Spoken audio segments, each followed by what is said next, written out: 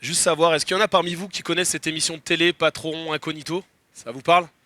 Moi je connaissais pas du tout, mais il y a pas longtemps j'ai écouté une émission de radio. Dans cette émission de radio, il parlait de l'émission Patron Incognito, de l'influence des patrons sur les salariés, de manière générale. Et puis ils évoquaient le cas de cette émission Patron Incognito. Je te lis un peu le pitch de l'émission sur la chaîne de télé. Le patron d'une entreprise va redescendre en bas de l'échelle et travailler une semaine dans son entreprise incognito. Il va abandonner son statut de PDG et son confort de vie pour redevenir un simple apprenti dans sa propre entreprise. Pour passer incognito parmi ses employés, il va se métamorphoser et changer d'identité. À base de perruques, de moustaches et bien sûr de scènes, vous imaginez, qui font le buzz, où on voit le patron qui se retrouve les mains dans le cambouis, qui entend les employés parler de lui. Vous imaginez bien, c'est un régal pour la télé, on filme un petit peu les angles d'attaque qu'on a envie de faire passer. Mais vous voyez un peu l'idée de ce genre d'émission. Et puis aussi des séquences émotions où l'employé voit le dur labeur de ses salariés et lui, il n'a jamais mis les mains dans des chaînes d'ouvriers et puis il découvre ce que c'est que le travail manuel. Et en fait, dans l'émission de radio, il révélait qu'à la fin, quand les masques et les moustaches s'en vont, les codes reviennent très vite et les employés se remettent à vous voyez le patron et à avoir un petit peu peur du PDG. Je trouve intéressant ce concept qui nous montre bien la manière dont on peut être habile, dont on peut être sournois même dans un sens pour jouer à celui qui s'abaisse, qui s'humilie. Pour un temps, parce qu'il ne faut pas non plus exagérer, on reste le boss. Et ça m'a ramené en fait à ma vie, à nos vies. Est-ce que parfois dans nos vies spirituelles, peut-être même dans notre service chrétien, est-ce qu'on n'est pas aussi habile nous aussi pour montrer qu'on peut s'abaisser, s'humilier? On est comme Jésus, un masque d'humilité. Non, on n'a jamais ça dans l'église, non? Jamais d'hypocrisie, jamais de fausse modestie. J'imagine que ça vous est jamais arrivé. En tout cas, rendez-vous dans mon cœur pourri et puis vous verrez. Et à côté de ça, il y a cette dame dans l'église qui arrive avant tout le monde le jeudi quand il y a l'étude biblique le soir. Elle arrive carrément à 14 heures. Son mari la dépose parce qu'elle n'a pas le permis. Elle ouvre l'église, elle se fait un café, elle ouvre sa grande Bible d'études, elle étudie la parole, elle prie, et puis d'un coup elle referme la Bible et c'est parti. Elle va récurer le fond des placards que jamais personne va récurer. Elle va prendre les sacs poubelles, elle va ramasser les mégots dans les bacs à fleurs devant l'église parce que des passants mettent tous leurs mégots de cigarettes dedans. Elle tire un jet d'eau qu'elle branche tant bien que mal dans la salle de bain de l'église pour aller arroser ces mêmes bacs à fleurs. Et puis à 20h30, incognito, quand la soirée d'études bibliques démarre, ni vu ni connu, elle est au milieu de la foule à saluer les uns les autres. Et avant même que tu aies pu lui dire « Ça va ? Comment ça va dans ta vie ?» Elle t'a déjà posé la question et te demande comment va ta famille et comment elle peut prier pour toi. Tu vois ce genre de petite dame, incognito dans nos églises? Disciple qui s'abaisse pour son roi, qui a tant de révérence pour son roi, mais qui ne se la raconte pas, qui n'a pas besoin d'une émission de télé pour nous le dire. C'est l'enjeu de ma prédication ce matin, de nouveau avec David, avec cette phrase que j'aimerais qu'on garde, qui soit cet encouragement que je veux te laisser ce matin. On va voir que c'est à l'abaissement d'un roi qu'on mesure sa grandeur. C'est à l'abaissement d'un disciple qu'on mesure sa grandeur. C'est à ton degré d'abaissement qu'on peut mesurer ta qualité de disciple. Vous voyez le paradoxe entre les deux? C'est franchement rien à voir avec ce que le monde te propose, non? On est davantage dans une logique à la Saül, au-dessus des têtes et même voir si je peux écraser les têtes pour m'élever. Malheureusement trop souvent dans l'église aussi, avec un beau vernis évangélique d'humilité. Et peut-être c'est pas ton cas, mais là encore, viens voir mon cœur pourri et tu verras. Alors nous voilà, vous le voyez ici dans 2 Samuel 6, vous pouvez de nouveau ouvrir vos Bibles. Deuxième livre de Samuel, mais rappelez-vous, c'est un seul livre. On va être au chapitre 6 désormais, versets 1 à 23. Et avant de se plonger dans le texte, finalement on était dans des grottes en cavale. Ça va, c'est encore frais pour vous hier soir? Le pan de la robe découpée, les cavités, colline en face de la mer morte. Et suite à ça, on continue d'avancer. Même si Saül reconnaît la royauté, il va continuer la course-poursuite avec David. Et on va voir dans la fin du premier livre de Samuel, David, qui pourtant est celui qui a vaincu Goliath, qui représentait les Philistins, tellement traqué par Saül, David, à la fin du livre 1 Samuel, se retrouve en exil chez les Philistins. Au milieu d'eux, il va même se retrouver à un moment donné comme un garde du corps d'un de leurs rois. Voilà où on en est à la fin du premier livre de Samuel, David qui doit toujours se planquer. Et puis le premier livre de Samuel termine avec la mort de Saül. Samuel est mort, on en a parlé hier. Saül décède. Jonathan, le BFF de David, qui meurt également. les 3 fils de Saül qui meurent au combat. David qui a le cœur meurtri, qui va pleurer. Il va pleurer son ami Jonathan, mais il va aussi pleurer Saül, parce que c'est loin de Dieu, vous vous rappelez? Même s'il l'a traqué, il va le pleurer. Il va pleurer parce qu'en fait, les Philistins, au-delà de l'avoir tué, ont déshonoré le roi d'Israël. Ils vont prendre les armes de Saül, ils vont les faire tourner chez les Philistins. Ils vont accrocher son corps. Ils vont faire tout un tas de saletés déshonorantes. David pleure en cette fin de Samuel et ce début du 2e livre. Et on se demande, mais quelle est la différence entre la fin de 1 Samuel et la fin du livre des juges? Il n'y a plus de roi. C'est le bazar. L'ennemi a pris le dessus. Mais là, ouf, on se rappelle, dans le canon hébraïque, 1 et 2 Samuel, c'est un seul livre. Donc, no panique, on est au milieu du livre. Ça va. Tranquille. Ne tirons pas encore les conclusions. Mais désormais, Saül, c'est derrière. David va pouvoir prendre son règne. Et on voit dans le début du 2e livre de Samuel, dans les premiers chapitres, David va d'abord, dans un premier temps, devenir roi de Juda. Puis, chapitre 5, il va devenir roi d'Israël. Et puis avant ça, il y a une petite lutte avec un des fils de Saül qui voudrait la royauté.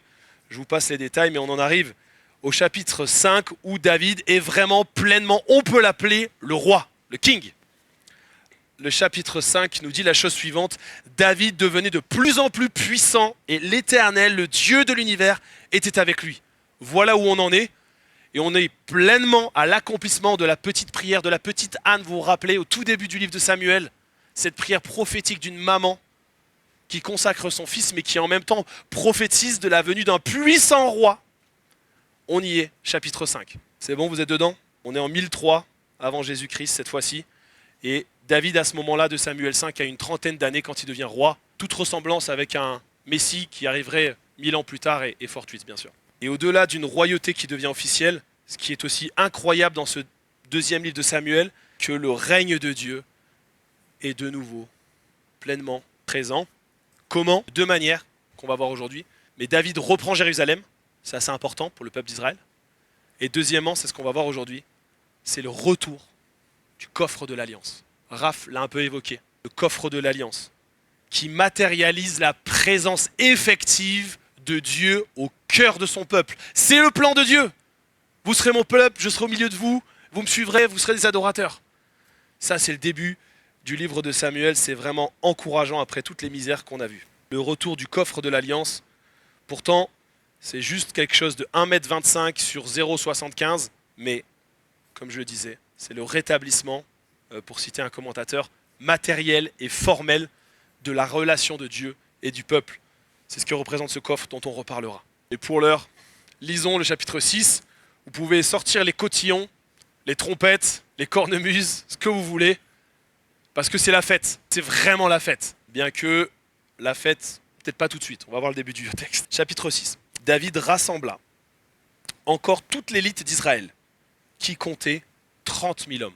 Là où Saül rassemblait l'élite de 3 000 hommes pour courir après David, David rassemble 30 000 élites. Puis, avec tout le peuple qui était à ses côtés, il partit de Balé-Juda pour faire monter là l'arche de Dieu, à laquelle est associé le nom de l'Éternel, le maître de l'univers, qui siège au-dessus d'elle entre les chérubins. Ils mirent ce coffre sur un char neuf et l'emportèrent depuis la maison d'Abinadab qui se trouve sur la colline. C'était Uza et Akjo, les fils d'Abinadab, qui conduisaient le char neuf. Ils l'emportèrent donc depuis la maison d'Abinadab qui se trouve sur la colline. Uza marchait à côté de l'arche de Dieu et Akjo marchait devant. David et toute la communauté d'Israël jouaient devant l'Éternel de toutes sortes d'instruments en bois, de cyprès, de la harpe, du luth, du tambourin, du sistre et les cymbales. Et lorsqu'il fut arrivé à l'aire de battage de Nakon, Uza tendit la main vers l'arche de Dieu et la retint, parce que les bœufs la faisaient pencher. Et la colère de Dieu s'enflamma contre lui, et Dieu le frappa sur place, à cause de sa faute. Uza mourut là, près de l'arche de Dieu. Et David fut troublé de ce que l'Éternel avait infligé une telle punition à Uza.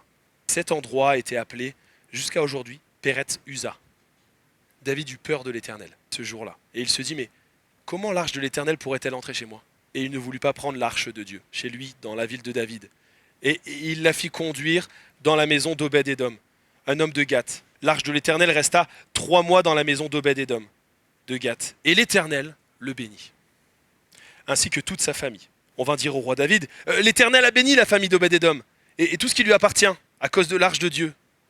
Alors David se mit alors en route et fit monter l'arche de Dieu depuis la maison d'Obed-Édom jusqu'à la ville de David, au milieu des réjouissances. Et quand ceux qui portaient l'arche de l'Éternel eurent fait 6 pas, on sacrifia un bœuf et un veau gras. David dansait de toutes ses forces devant l'Éternel, et il était habillé d'un éphod en lin. David et toute la communauté d'Israël firent monter l'arche de l'Éternel avec des cris de joie et au son des trompettes. Michal, fille de Saül, regardait par la fenêtre lorsque l'arche de l'Éternel entra dans la ville de David, et en voyant le roi David sauter et danser devant l'Éternel, elle éprouva du mépris pour lui dans son cœur. Et une fois qu'on y emmenait l'arche de l'Éternel, on l'a mis en place au milieu de la tente que David avait dressée pour elle, et David offrit des holocaustes et des sacrifices de communion devant l'Éternel. Quand il eut fini d'offrir des holocaustes et des sacrifices de communion, David bénit le peuple au nom de l'Éternel, le maître de l'univers. Puis il distribua à tout le peuple, toute la foule d'Israël, hommes et femmes, confondus, un pain, une portion de viande et un gâteau au raisin. Et tout le peuple repartit chez soi.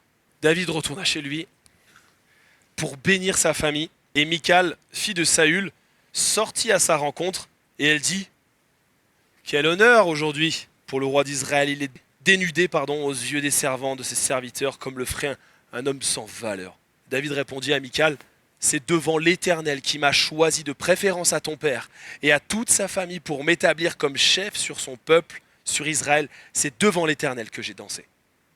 Et je veux paraître encore plus petit que cela et m'abaisser à mes propres yeux. Toutefois, je serai honoré auprès des servantes dont tu parles. » Michal, fille de Saül, n'eut pas d'enfant jusqu'au jour de sa mort. Fin de la lecture du texte. Encore un sacré texte. Il y a beaucoup de choses et je te propose 3 arrêts ce matin. À la suite d'un roi, à la fin de notre texte, à la suite d'un roi dont la grandeur est caractérisée par sa petitesse. Et j'espère qu'on trouvera avec ce texte de quoi glaner de nouveau quelques résolutions pour l'année 2026, réalisant qu'il est une gloire intouchable, qu'il nous revient un culte raisonnable et une humiliation inévitable pour tout disciple de Christ. 3 arrêts, et on s'arrête à la première étape dans les 12 premiers versets, puisque c'est ce qui se joue dans les 12 premiers versets, de te faire saisir la portée de la gloire de Dieu. Un jour, un homme très âgé m'a dit « David, la gloire de Dieu, c'est la gloire de Dieu. Je n'y toucherai pas. La gloire de Dieu, c'est la gloire de Dieu. On ne fait pas joujou avec la gloire de Dieu. » Et les premiers versets qui vont troubler le roi David, lui faire peur, nous montrent ce qu'il se passe quand on joue avec la gloire de Dieu. Et ici, je confondrai la gloire de Dieu avec cette fameuse arche, l'arche de Dieu, dont vous voyez le verset 2, que je cite là, vous l'avez dans vos Bibles du chapitre 6, l'arche de Dieu à laquelle est associé le nom de l'Éternel, le maître de l'univers qui siège au-dessus d'elle entre les chérubins, le nom de l'Éternel. On parle avec ce coffre, juste pour te donner un peu quelques indications, si tu n'en as jamais entendu parler, c'est un coffre de bois d'acacia qui est pas très grand, 1,25 m sur 0,75 m. Je vous renvoie à Exode 25 pour sa fabrication, ses dimensions complètes, la façon dont il fallait le porter, et ça c'est important. Un coffre qui était gardé par les Lévites, qui étaient responsables du culte, et qu'on déposait dans la tente de la rencontre, et qui manifestait, qui représentait la présence de Dieu. Dieu venait s'exprimer à cet endroit-là. Qu'est-ce qu'il y avait dedans? Raph l'a déjà un peu évoqué. 2 choses, la parole de Dieu, les 2 tables de la loi, le contrat d'alliance entre Dieu et son peuple, premier élément important, et deuxième élément important, le propitiatoire, ici, sur le dessus, où était aspergé 7 fois le sang d'animaux sacrifiés pour les cérémonies de culte, le fameux jour de l'expiation. Je te renvoie à Lévitique 16, si tu veux aller creuser. Mais je cite juste Lévitique, c'est ainsi qu'il, Aaron à ce moment-là, fera l'expiation pour le sanctuaire à cause des impuretés d'Israël, des Israélites et de toutes les transgressions par lesquelles ils ont péché. Le coffre, en fait, était un lieu où le sang d'une victime innocente était versé sur le dessus comme remède pour purifier le péché du peuple. Et alors, le regard de Dieu changeait à l'égard de son peuple. C'est ce qu'on appelle l'expiation, quand le regard de Dieu change grâce au sang versé. Et alors, Dieu détournait. Son regard change et Dieu détourne sa colère. C'est ce qu'on appelle la propitiation. Il détourne sa colère. Coffre, vous voyez donc, c'est du lourd, avec ces deux éléments qui finalement représentent à la fois la présence de Dieu, ses prescriptions, sa parole, et représentent tout simplement, avec cette notion d'expiation, de propitiation, le pardon de Dieu, qui détourne sa colère, qui expie les fautes de son peuple. Mais il faut qu'une bête meure. Il faut qu'il y ait tout un rituel. Il faut que le sang soit versé pour que Dieu détourne son regard. Alors vous le comprenez bien, vous voyez, j'ai mis la croix à côté. Tout ce que représente ce coffre, en fait, c'est joué à la croix, une fois pour toutes. On n'a plus besoin aujourd'hui de ce coffre, puisqu'à la croix, Jésus-Christ, avec toute son œuvre qu'on a cessé de vous prêcher avec Raphaël, permet que Dieu détourne son regard de notre péché. C'est l'endroit où Jésus nous rend propice aux yeux de Dieu, où la colère de Dieu est prise de plein fouet par le Christ, où une victime innocente, par excellence, le Christ, a fait couler son sang pour que la colère de Dieu se détourne de toi. Et pour en revenir à notre coffre, alors que pendant un temps il était vraiment au cœur du peuple, et même à la tête du peuple, on le mettait souvent devant quand les Israélites marchaient dans le désert, on le mettait dans les batailles, au-dessus de la colline, pendant les batailles, on criait en amenant le coffre, et Raph l'a évoqué, il a fini dans les mains des Philistins, on le voit dans le début du livre de Samuel, pendant 7 mois, mais vous l'avez entendu, ça n'a pas duré, puisqu'on ne fait pas joujou avec la gloire de Dieu. Dieu a semé la terreur chez les Philistins, parce qu'elle n'était pas à l'endroit où elle devait être. Dagon écrasé, la tête contre le sol, et puis tout un tas de plaies qui leur est arrivé aux Philistins. Et juste après, ça on n'en a pas encore parlé, mais il se passe la même chose avec les Israélites. Dans le chapitre d'après, dans 1 Samuel, il y a 50 000 Hébreux qui sont décimés parce qu'ils n'ont pas suivi les ordonnances pour placer cette arche au sein du peuple de Dieu. Et là, il va se passer 20 ans. 20 ans pendant laquelle ce coffre n'aura plus son utilité finalement initiale. 20 ans où il va rester chez ce fameux Aminadab dont il est question ici. Et pendant ces 20 ans, eh bien, le peuple d'Israël continue son idolâtrie, son errance, demande un roi, Saül, selon le cœur de ce monde, etc. Mais vous voyez le parallèle entre ce que vit le peuple d'Israël, le roi qui demande, et finalement la présence de Dieu qui n'est plus là où elle devrait être. Vous voyez ce qui se passe quand on met de côté la parole de Dieu, quand on met de côté tout ce qu'il y a de plus puissant pour vivre le pardon de Dieu, quand on le met de côté, c'est l'hécatombe. Et là, avec ce texte, on voit que David veut ramener la présence de Dieu, le pardon de Dieu au cœur du peuple. Et il ne fait pas les choses n'importe comment. Hein. 30 000 hommes, et c'est parti, on y va. Percussion, verset 5. Un char flambant neuf pour mettre le coffre dessus. Des bœufs, sans doute, pure race charolaise. Et puis les 2 fistons, un sur le côté, un devant. Et là, verset 6, contre toute attente, alors que on ramène la coupe à la maison quand même. Hein. Contre toute attente, un bœuf fait basculer le char et Uza, un des fils d'Abinadab qui était sur le côté du char, il voit que le char est en galère, que le coffre va tomber, la gloire de Dieu va tomber, et lui se dit je vais porter la gloire de Dieu, je vais m'en occuper de la gloire de Dieu. Oh, il pose la main et là, foudroyé, il meurt. Et je sais pas vous, mais quand on lit le texte pour la première fois, on se dit mais attends, le gars il veut rendre service quoi. Et il se fait foudroyer par la colère de Dieu, exterminé. Le message ce matin pour cette première partie, c'est pas touche à la gloire de Dieu. Et franchement, je suis d'accord qu'on pourrait, comme David, verset 8, être troublé, même flipper quand on voit ce genre d'événement arriver devant nous. Punaise, t'es David, t'es le king, t'es le boss, t'as tout prévu, 30 000 hommes, pas 3 000, 30 000, t'as tout prévu, t'as un protocole bien ficelé, t'as trouvé des nouvelles techniques pour porter la gloire de Dieu, parce que quand même, t'es le king. Il y a de quoi être troublé quand tu vois Uza se faire foudroyer. Mais comme je disais, les leçons à tirer, c'est premièrement, pas touche à la gloire de Dieu. Si Dieu là voulait donner une masterclass à David, rappelle-toi, David, n'oublie pas, attention, n'oublie pas ce qu'est un roi selon mon cœur. Un roi selon mon cœur est un roi qui me craint et qui craint mes prescriptions. Rappelle-toi le Deutéronome. Un roi qui reconnaît ma sainteté, qui ne joue pas avec moi, qui ne touche pas à ma gloire. Oui, David, nous sommes intimes. Et on le voit dans le livre de Samuel, l'intimité entre Dieu et lui. On le voit dans les psaumes également. Mais rappelle-toi qui je suis, David, le roi des rois. Et rappelle-toi qui tu es, à mon service. De quoi nous calmer peut-être nous aussi. Toutes ces fois où on essaye de tirer la couverture, prendre les lauriers qui reviennent à Dieu. Ah, j'ai mon ami. Ah, j'ai fait ça dans l'église, ou c'est moi qui ai instauré ça dans l'église. Ouais. Trop de moi et pas assez de lui. On s'est tellement tiré la couverture pour nous avec un beau vernis évangélique, hein, parce qu'on rajoute des petites formules du style « Ah, si Dieu veut, pour sa gloire », mais derrière, tellement de moi, très peu de lui. Trop de blabla. Attirer notre gloire, hein, à base de 30 000 hommes, de harpes et de tambourins. Deuxième leçon de ce premier épisode, soumets-toi aux prescriptions de Dieu. On va continuer de le dire pendant ces quelques jours. Parce que au premier regard, on pourrait se dire, si j'en reviens à cet épisode avec Uza, mais le pauvre, il a voulu rendre service. Mais si tu regardes ce fameux chapitre 25 de l'Exode, où il est question du coffre, des dimensions, etc., il est aussi question de la manière de porter l'arche de Dieu, le coffre de Dieu.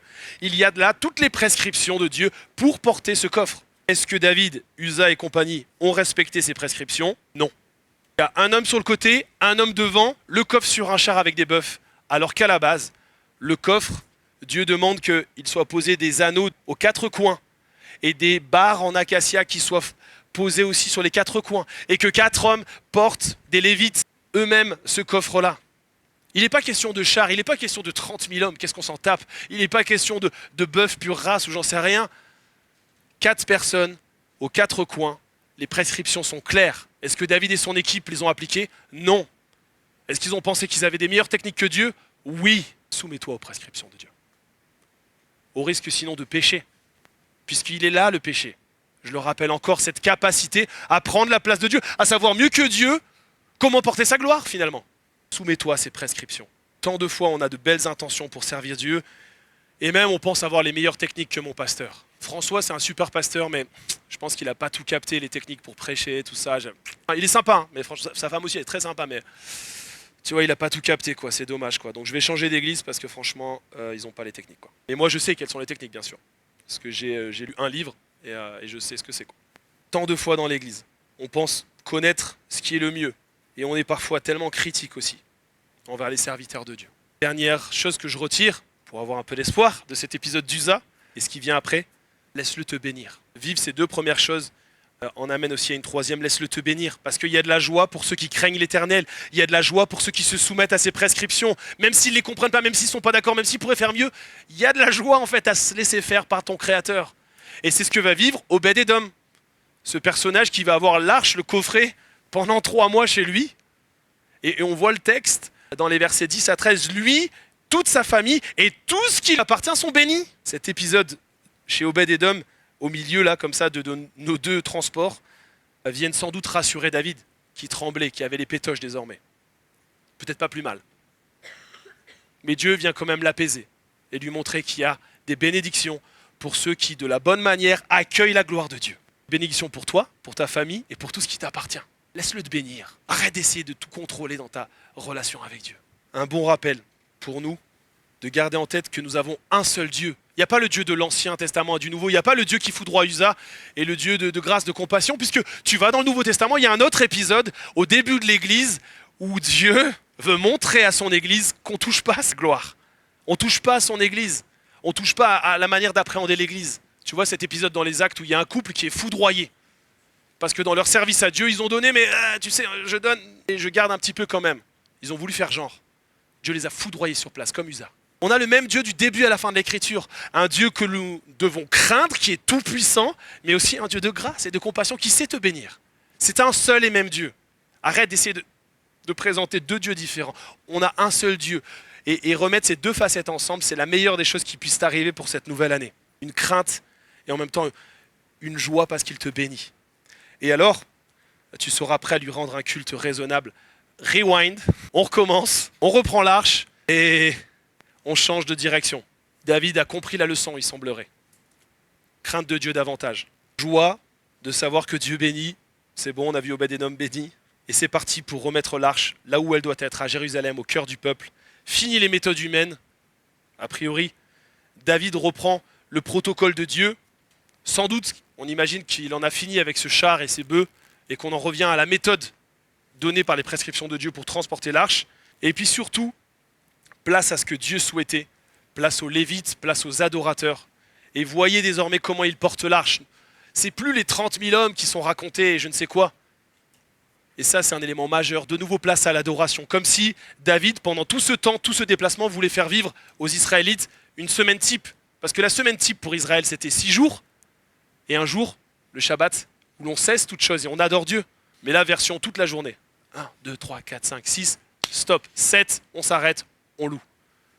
Ce qui change aussi, c'est la posture de David, qui est un roi, oui, mais que l'on voit désormais revêtir un éphod de lin. Toi, peut-être ça t'a rien dit, je te dis, bah, il a une tenue en éphod de lin. Ok, c'est du lin, bon, ok. En fait, c'était la tenue sacerdotale du grand prêtre. Voilà ce qui change entre le premier transport et celui-ci. David endosse une tenue de prêtre, de responsable du culte, qui mène l'adoration. Et puis même, troisième élément, il se met à danser, danse liturgique.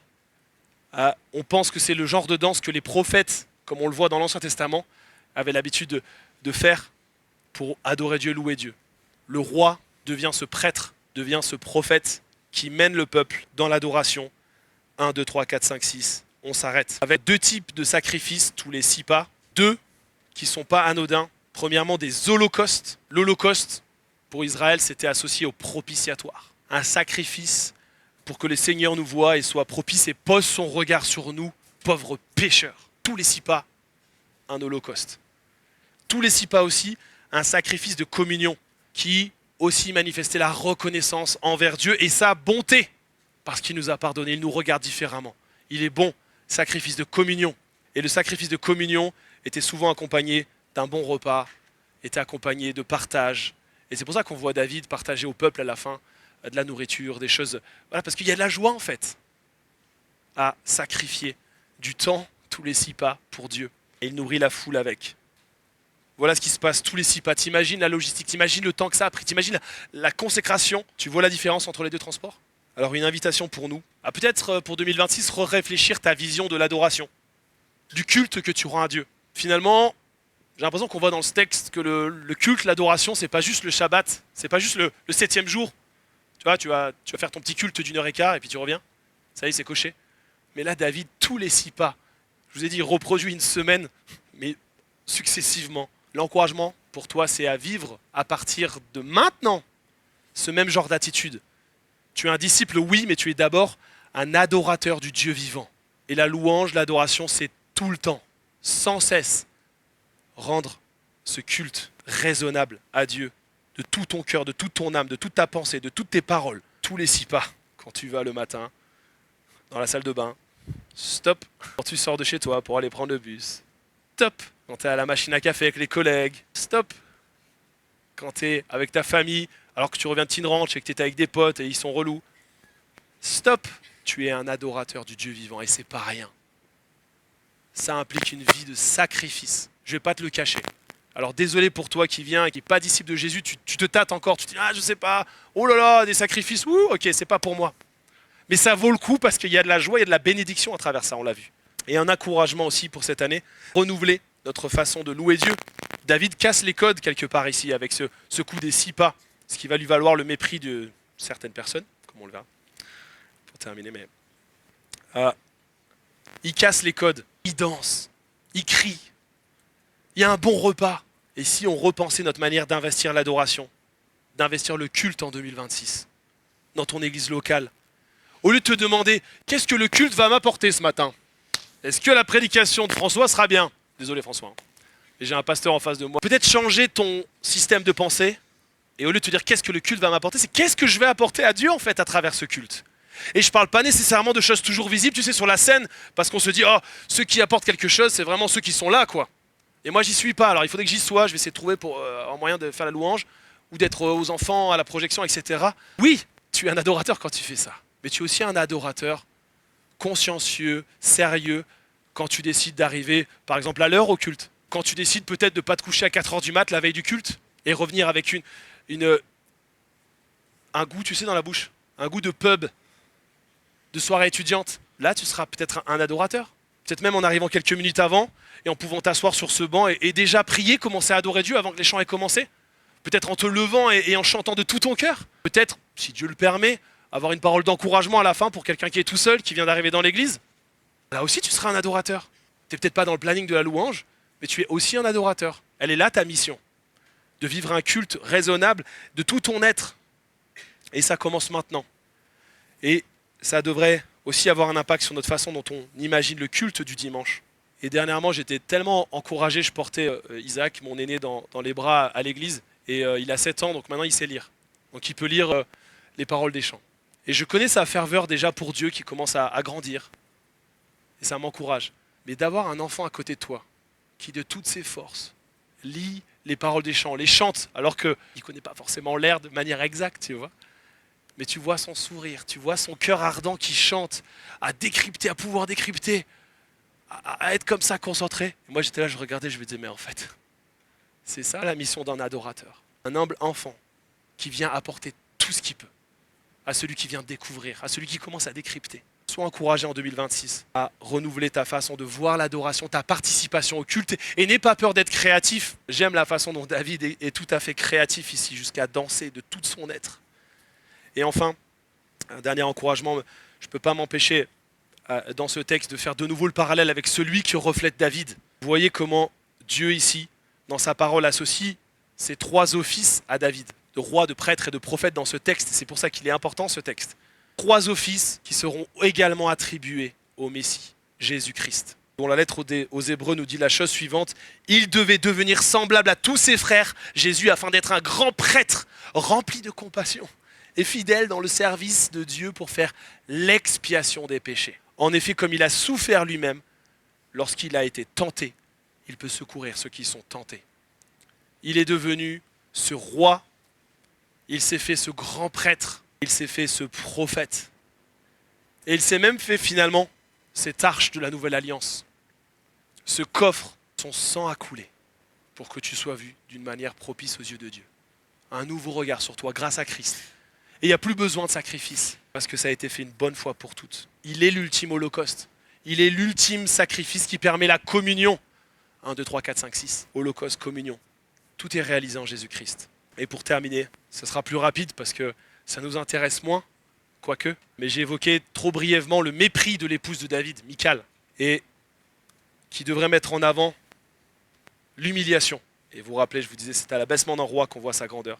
Alors c'est la dernière partie du texte, les 3 derniers versets, mais qui sont en fait le cœur du message de ce matin. Et vous voyez le contraste, franchement c'est fou au verset 20.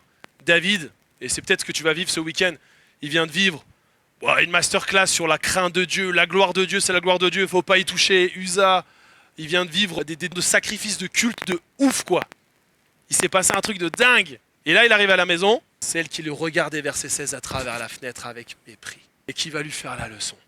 Michal, sa femme, qui là, c'est intéressant, elle nous est présentée sous l'angle la fille de Saül.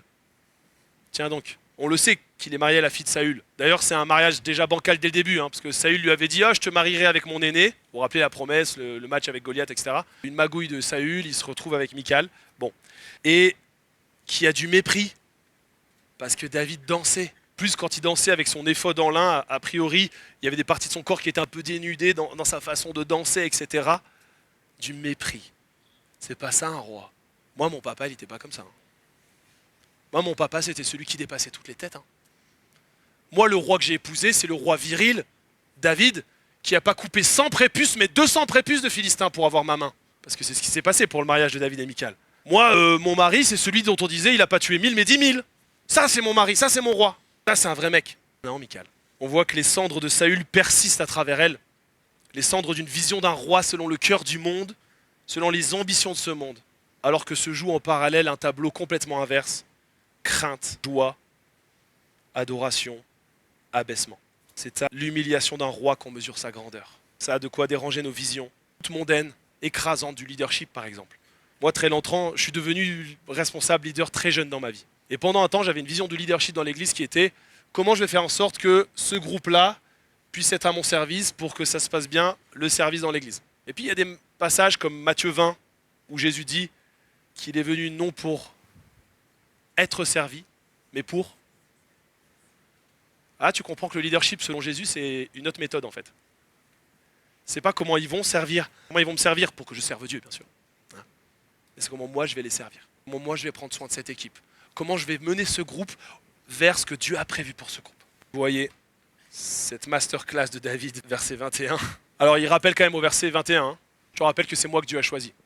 Quand même il la remet un petit peu à sa place, Michal.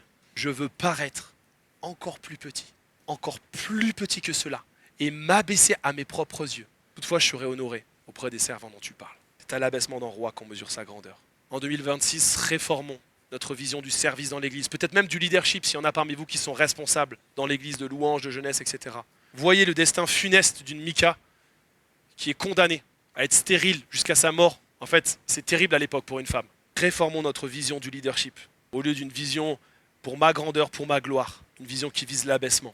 Et voyez de nouveau, comme David préfigure si bien ce roi dont Ésaïe chantera les louanges quelques siècles après Samuel, avec ses fameux chants du serviteur. Qui nous parle du Christ, puisque dans le Nouveau Testament sont cités les chants d'Ésaïe, les chants du serviteur, pour parler de Jésus, qui nous présente le Christ, le Messie, davidique comme le serviteur.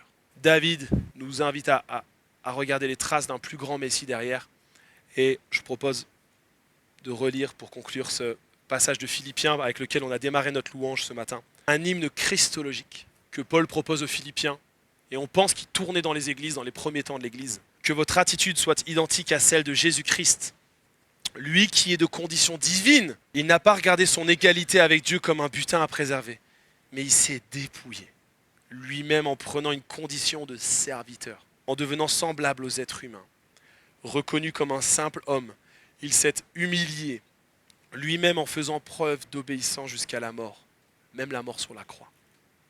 C'est aussi pourquoi Dieu l'a élevé à la plus haute place et lui a donné le nom qui est au-dessus de tout nom, afin qu'au nom de Jésus, chacun plie le genou dans le ciel, sur la terre et sous la terre, et que toute langue reconnaisse que Jésus-Christ est le Seigneur, à la gloire de Dieu, le Père. Alors pour conclure, qu'est-ce qui compte pour toi en cette nouvelle année? Qu'est-ce qui compte pour toi? Quelle résolution poursuivras-tu?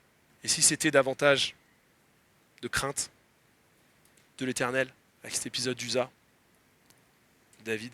Si 2026 c'était davantage de joie et de simplicité pour l'adorer, de créativité aussi, et enfin d'abaissement dans le service pour lui.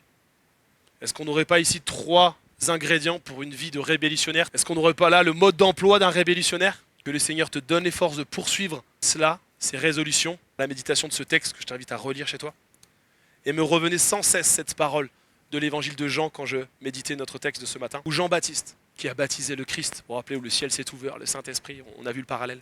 Mais voyez cette parole de Jean-Baptiste. Il faut qu'il grandisse et que moi je diminue. Cette année 2026, il faut qu'il grandisse et que moi je diminue. Il faut que Jésus grandisse dans ma vie, que moi je diminue.